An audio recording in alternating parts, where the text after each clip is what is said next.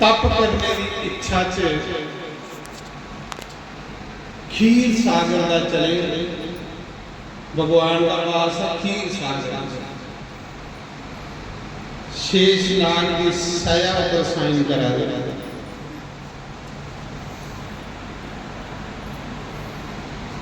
लगी प्रभु आज तुम उसे चली गए भगवान आखा दे लक्ष्मी मैं तप करने चले। लक्ष्मी पूछ ली प्रभु तुसे ही तप करने की लोड़ है। तो भगवान आखा दे लक्ष्मी जे नींद न कर्म करा तो लोग नहीं करेंगे। लोगों की जांच दसने लिए कर्म करने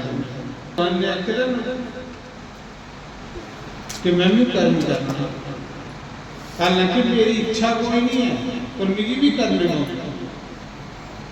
जे मैं नहीं करा तो संसार नष्ट हो जाएगा।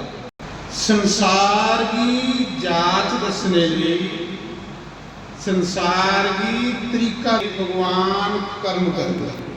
भगवान खीर सागर का चले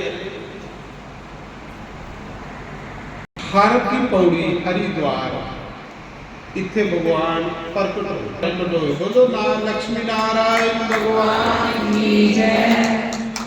इत्थे भगवान प्रकट होए। जिस जगह भगवान प्रकट होए उस जगह का नाम पेया हर की पैड़ी। जिथे भगवान प्रकट होए ये भी दूसरे की गल करा जिसने गंगा भी नहीं थे, गंगा भी बाहर आई है। जिले भागीरथ ने अपने पितरे की सदगति ली गंगा की इस दरा पर धरती पर लिया। अगे अगे भागीरथ का रथ चला रहा, पिछे गंगा मां आवाली। जिधरे जिधरे भागीरथ का रथ गया उधरे उधरे गंगा गई। जिसने गंगा नील तारा लगा ली गंगा जी ये जिथे हर की पैड़ी बनी थी ना ब्रह्म कुंड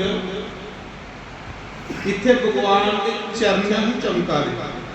भगवान के चरण ही चमका रहे सूरज चमक रहा। सूरजा कोलों भी वध प्रकाश भगवान के चरणे दा है। गंगा जिसने जा रही दिखिया इन्ना तेज इन्ना प्रकाश इस जगह पर कह रहा है नील तारा मुड़ी ते हर की पड़ी है। आज की दिखने लिए दिखिया तो प्रभु दे चरण उत्थे प्रभु दे चरण ने बैठे उन्हें चरने के ऊपर गंगा लगी हुई चरण